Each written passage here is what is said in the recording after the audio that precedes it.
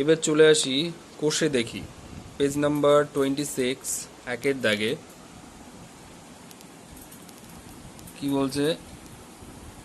1 কিগ্রা চালের দাম 40 টাকা ও 1 কিগ্রা ডালের দাম 100 টাকা। চাল ও ডালের দামের অনুপাত হিসাব করি। তাহলে চাল বাই ডাল, অবশ্যই চালের দাম বাই ডালের দাম, অবশ্যই 1 কিগ্রা চালের দাম বাই 1 কিগ্রা ডালের দাম কত? 40 টাকা। এটা হচ্ছে কত? ডালের দাম 100 টাকা। দেখো যদি টাকা টাকা কেটে যাচ্ছে, যদি এটাকে 10 দিয়ে কাটি তাহলে 4×10 40, এটা যদি 10×10 কাটি 10×10 100, ভাগ করলাম উভয় পক্ষকে 10 দিয়ে, তাহলে থাকলো কত? 4/10। অর্থাৎ চাল এর দামের টু ডালের দাম সমান সমান হচ্ছে কত? 4:10। বুঝা গেল? চালের দাম আর ডালের দামের অনুপাত কত? 4:10। 2 নম্বর দেখো, এই ত্রিভুজটার দেখো এবিসি একটা ত্রিভুজ দেওয়া আছে। হ্যাঁ, এবিসি একটা ত্রিভুজ দেওয়া আছে যার কোণগুলো দেওয়া আছে 50 ডিগ্রি, এটা হচ্ছে 60 ডিগ্রি, এটা হচ্ছে 70 ডিগ্রি। তাহলে কোণের অনুপাতগুলো দেখি। কোণগুলো কি কি দেখো? কোণ বিএসি, বিএসি কোনটা? বিএসি, বিএসি, তাই বিএসি কত? 50 ডিগ্রি। ইজ টু কোণ এবিসি, কোণ এবিসি দেখো এবিসি কত? 60 ডিগ্রি। ঠিক আছে। এইচ টু কোণ এসিবি, এসিবি, এসিবি এই কোণটা কত? 70 ডিগ্রি। ঠিক আছে। তাহলে এদেরকে প্রত্যেককে 10 দিয়ে ভাগ করে দাও। এটা কত হবে? 5, এটা কত হবে? 6, এটা কত হবে? 7। তাহলে কোণের অনুপাত কত? 5:6:7। ঠিক আছে। নেক্সট 3 নম্বরে চলে এসো। 3 নম্বরে কি বলছে? একটি পেন্সিলের দাম 3 টাকা ও একটি লজেন্সের দাম 50 পয়সা। ঠিক আছে। তাহলে একটি পেন্সিল ও একটি লজেন্সের দামের অনুপাত হিসাব করে লিখি। তাহলে পেন্সিলের দাম কত? পেন্সিলের দাম কত? পেন্সিল ইজ টু কি লজেন্স সমান সমান কত? পেন্সিলের দাম 3 টাকা ইজ টু 50 পয়সা। 50 পয়সা মানে কত? হাফ টাকা। ঠিক আছে, বোঝা গেল? তাহলে এটাকে আমি লিখতে পারি না? এটাকে 2 দিয়ে গুণ করলাম, এটাকেও 2 দিয়ে গুণ করলাম, তাহলে কত হবে? 6:1 হবে। তাহলে পেন্সিল এর দাম এবং লজেন্সের দামের অনুপাত কত? পেন্সিলের দামের এবং লজেন্সের দামের অনুপাত কত? 6:1। নেক্সট, একটি আধুলি, 4 নম্বর দেখো, একটি আধুলি মানে 50 পয়সা, একটি 1 টাকা এবং একটি 2 টাকার মুদ্রার মূল্যের অনুপাত লিখি। তাহলে আধুলি ইজ টু 1 টাকা ইজ টু 2 টাকা। ঠিক আছে, সমান সমান কি হবে? আধুলি মানে হাফ টাকা ইজ টু 1 টাকা ইজ টু 2 টাকা। এটাকে 2 দিয়ে গুণ করো, প্রত্যেকে 2 দিয়ে গুণ করো, ইজ টু 1:2 ইন্টু 2 ইন্টু প্রত্যেকে 2 দিয়ে গুণ করলাম। অনুপাতে কি হয়? একই সংখ্যা দিয়ে সবাইকে গুণ করলে অনুপাত একই থাকে। তাহলে এই 2 2 কেটে গেল, 1:2:4। ঠিক আছে।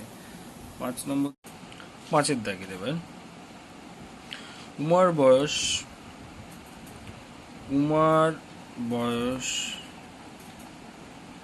12 বছর মাস। এটাকে দেখো বছরে করে নিই, তাহলে 12 বছর থাকলো যোগ কত 6 মাস, মানে 6 মাসকে 12 বছর যদি করি তাহলে 12 দিয়ে ভাগ করবো, তাহলে এত বছর হলো।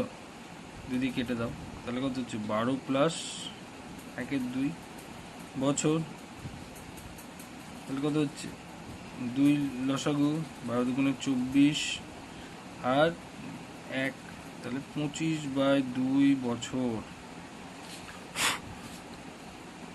নেক্সট হচ্ছে রাতুলের বয়স। রাতুলের বয়স কত? রাতুলের বয়স হচ্ছে দেখো 12 বছর 4 মাস, তাহলে 12 বছর থাকলো যোগ হচ্ছে 4/12 বছর। 3 4 12 কেটে গেল, তাহলে 12 যোগ 1-3 বছর। 3 লসাগু, 3 12 36 যোগ হচ্ছে 1, তাহলে হচ্ছে 37/3 বছর। এবার তাহলে কার কার বয়স? উমার বয়স ইজ টু রাতুলের বয়স ইজ টু নূরজাহানের বয়স। নূরজাহানের বয়স কত দিয়েছে? নূরজাহানের বয়স। উমার বয়স কত দিয়েছে? পেলাম 25/2 বছর। রাতুলের বয়স 37/3 বছর, আর নূরজাহানের বয়স হচ্ছে 12 বছর। তাহলে এটাকে কি করব? দেখো, যদি 2 আর 3 লসাগু এখানে 6 দিয়ে গুণ করি, সকলকে যদি 6 দিয়ে গুণ করি, into 6 is to 37/3 is to 6 is to 12 into 6, তাহলে কি হচ্ছে 3 দিয়ে কেটে যাচ্ছে, 3 25 75 ইজ টু 3 দুগুণে 6 কেটে যাচ্ছে, 37 7 দুগুণে 14 1, 3 6 1 7 74 ইজ টু 6 12 72, তাহলে কত পেলাম? 75 ইজ টু 74 ইজ টু 72। ঠিক আছে, এর থেকে ছোট আর হবে না।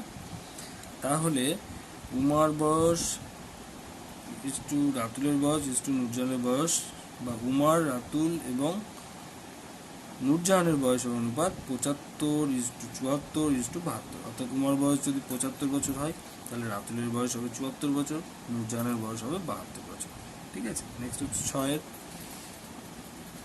6 কি বলতে দেখো, সমকোণী সমদ্বিবাহু ত্রিভুজের কোণগুলির অনুপাত কত লিখি।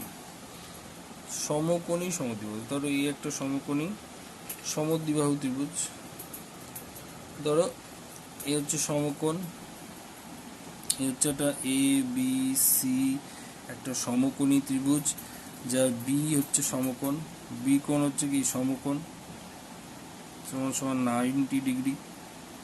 তাহলে এই বাহু আর এই বাহু সমান ধরে নিলাম AB সমান AB সমান BC, তাহলে সমদ্বিবাহু হলো। ঠিক আছে, তাহলে এই কোণ যদি 90 হয়, তাহলে কি হবে? 3টে কোণের সমষ্টি কত হয়? ত্রিভুজের 3টে কোণের সমষ্টি কত? 180 ডিগ্রি। তাহলে নিশ্চয় এইগুলো কত? 45 ডিগ্রি। তাহলে 45 35 90, আর 90 180 হলো। তাহলে এদের কোণের অনুপাতগুলো কি কি? ত্রিভুজের কোণের অনুপাত সমান কি হবে? 90 ইজ টু 45 ইজ টু 45। তাহলে কত হবে? এটা যদি 45 দিয়ে ভাগ করি 2, এটা 45 দিয়ে ভাগ করলে 1, এটা 45 দিয়ে ভাগ করলে 1, 2:1 ইজ টু 1। বুঝলে? নেক্সট 7, সমবাহু ত্রিভুজের কোণগুলির অনুপাত লিখি। দেখি, ABC যদি একটা সমবাহু ত্রিভুজ হয়, মোটামুটি ধরে নিলাম ABC একটা সমবাহু ত্রিভুজ মানে 3টে বাহু সমান। ঠিক আছে, তাহলে এর কোণগুলো হবে কত? 60 ডিগ্রি করে। কত করে? 60 ডিগ্রি, 3 6 18। তিনটি কোণের সমষ্টি হবে 180 ডিগ্রি। তাহলে কোণগুলি কি দিয়েছে, কোণগুলির অনুপাত কত হবে, 1:, কত 60:60:60, তাই তো 1:1:1। নেক্সট 8 নম্বরে চলে আসো। পুলকবাবু ও মানিকবাবুর বয়সের অনুপাত। 8 নম্বরে চলে এসো। পুলকবাবু ও মানিকবাবুর বয়সের অনুপাত 7:9। মানিকবাবুর বয়স 72 হলে পুলকবাবুর বয়স কত? তাহলে পুলকবাবুর বয়স আর মানিকবাবু বয়স অনুপাত কত, 7:9। ঠিক আছে। এখন পুলকবাবুর বয়স দেওয়া আছে কত, 72 বছর। কার দেওয়া আছে, না সরি, মানিকবাবুর বয়স দেওয়া আছে কত, 72 বছর। তাহলে পুলকবাবুর বয়স যদি 7 হয় তাহলে মানিকবাবুর বয়স 9 হয়। মানিকবাবুর বয়স 72, 9-এর কত গুণ, 8 গুণ। কত গুণ, 8 গুণ। তাহলে পুলকবাবুর বয়সও কত হবে, 8 গুণ হতে হবে। তাহলে 7-8 56 বছর হবে। কত বছর হবে, 56 বছর বয়স। অতএব পুলকবাবুর বয়স কত, বয়স কত, 56 বছর। বুঝে গেল। নেক্সট হচ্ছে 9 কি বলছে, দুটি বইয়ের দামের অনুপাত 2:5। প্রথম বইটির দাম 32 টাকা 20 পয়সা, তাহলে দ্বিতীয় বইটির দাম কত? তাহলে প্রথম বই দাম বাই দ্বিতীয় বইয়ের দাম, প্রথম বইয়ের দাম বা দ্বিতীয় বইয়ের দাম অনুপাত কত, 2:5, তাই তো। এবার প্রথম বইয়ের দাম দেওয়া আছে কত, 32.20। তাহলে এর 2 টাকা হলে এর 5 টাকা হবে। এর 2 টাকার জায়গায় হয়েছে কত, 32 টাকা 20 পয়সা, তাই তো 32 টাকা 20 পয়সা। তাই 1 টাকা মানে কত, এর 1 টাকা মানে কত, এর 2 মানে হচ্ছে কত, 32 টাকা 20 পয়সা। তাহলে এর 1 মানে কত, এর 1 মানে কত, বুঝে গেল না? এর যদি অর্ধেক কত, তাহলে 2 মানে হচ্ছে 32 টাকা 20, ঠিক আছে। তাহলে 1 মানে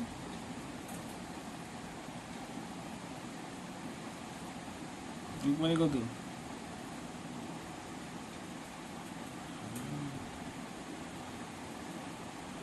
16 টাকা 10 পয়সা।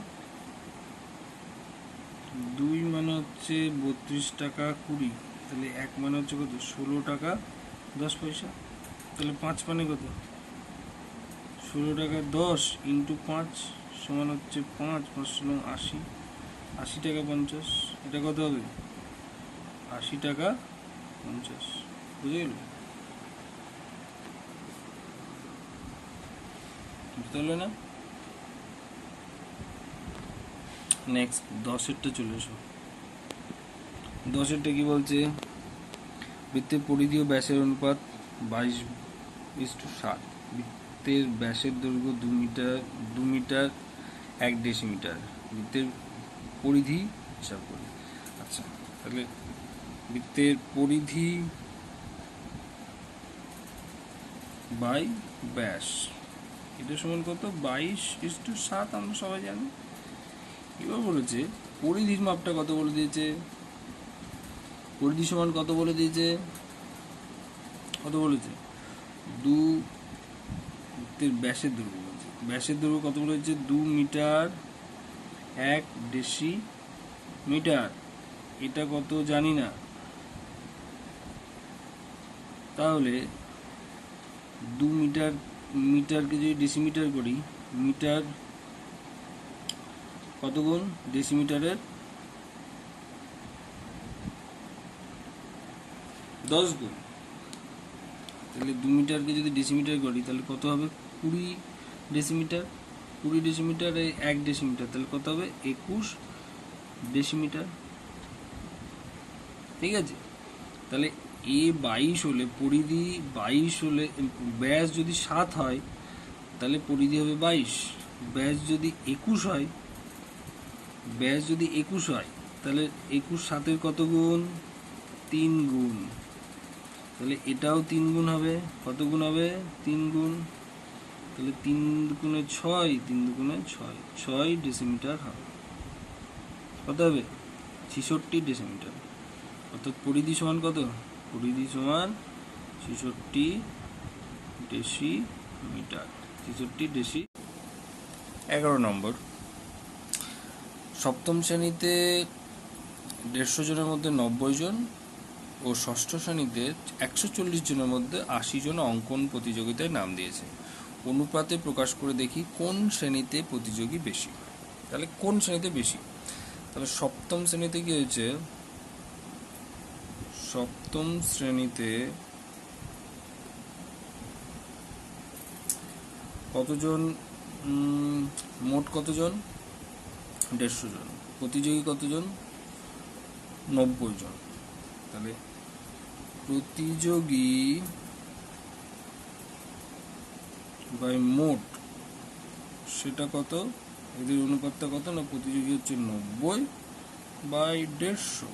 ঠিক আছে, এটা দেয় দিকে 9, 3 5 15, তাহলে 3:5। অর্থাৎ 5 জনে 3 জন, 5 জন থাকলে 3 জন প্রতিযোগিতায় অংশগ্রহণ করেছে।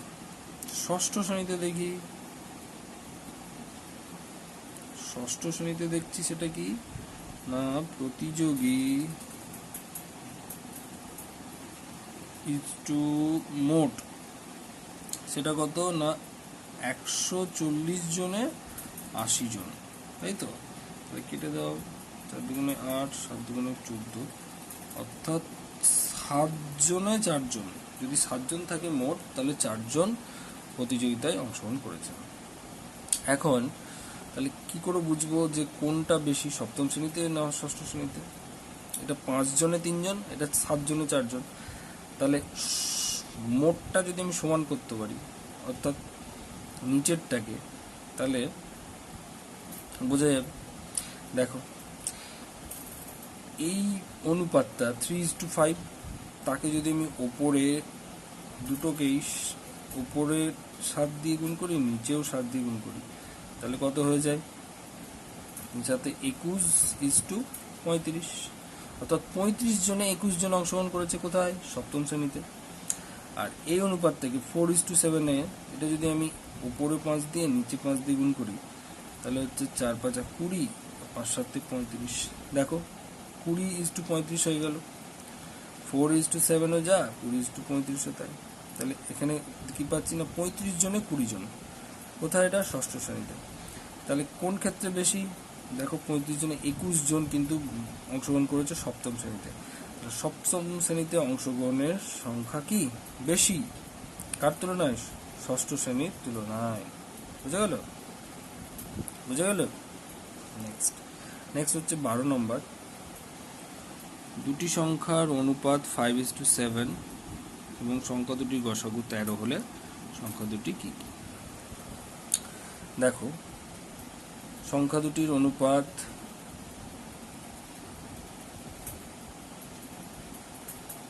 অনুপাত 5:7 যদি দেয়া থাকে আর সংখ্যা দুটির গসাগু যদি 13 হয় তাহলে কি হবে? প্রথম সংখ্যাটা এটা গুণ এটা, দ্বিতীয় সংখ্যাটা 7 গুণ এটা। প্রথম সংখ্যা হচ্ছে 5 গুণ 13 সমান হচ্ছে 5 13 65। দ্বিতীয় সংখ্যা দেখো 7 গুণ 13 হচ্ছে 91। এটা যদি আমি একটু উল্টো করে ভাবি, ধরো 36 আর 48, এদের গসাগু কত? যদি গসাগু বের করি তাহলে দেখো, আর এদের অনুপাত যদি বলি, এদের অনুপাত কত?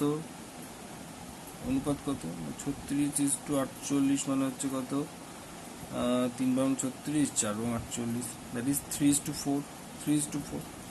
আর গসাগু কত, গসাগু করো 36, 2 দিয়ে করো, 2 কে 2, 8 দুগুণে 16, 9 দুগুণে 18, 3 তারিখে 9, আর হচ্ছে 48। একে উৎপাদকে ভাঙো, 24 গুণে 48, 12 দুগুণে 24, 6 দুগুণে 12, 3 দুগুণে 6। তাহলে কি কি কমন দেখো, তাই তো? গরিষ্ঠ সাধারণ গুণনীয়ক, কোন কোন গুণনীয়কগুলো কমন দেখো, 2 আছে, 2 আছে, এখানে 2 আছে, এখানে 2 আছে, 3 আছে, এখানে 3 আছে, তাহলে এই তিনটে। তাহলে গসাগু কত, 2 গুণিত 2 গুণিত 3 সমান সমান হচ্ছে 4, আর 3 12। তাহলে গসাগু কত, 12, তাই তো? তাহলে দেখো এদের অনুপাত হচ্ছে 3:4। তাহলে প্রথম সংখ্যাটা কত না 3 গুণ 12, দ্বিতীয় সংখ্যাটা কত 4 গুণ 12, বুঝা গেল? তাহলে সংখ্যা দুটির অনুপাত যদি দেয়া থাকে, ওদের যদি গসাগু দেয়া থাকে, তাহলে কি পেয়ে যাব, অনুপাতের সাথে সরাসরি গসাগু গুণ করলে সংখ্যাটা পেয়ে যাব, বুঝা গেল? এই হচ্ছে তোমাদের প্রথম কোষে দেখো প্রথম অংশটা শেষ।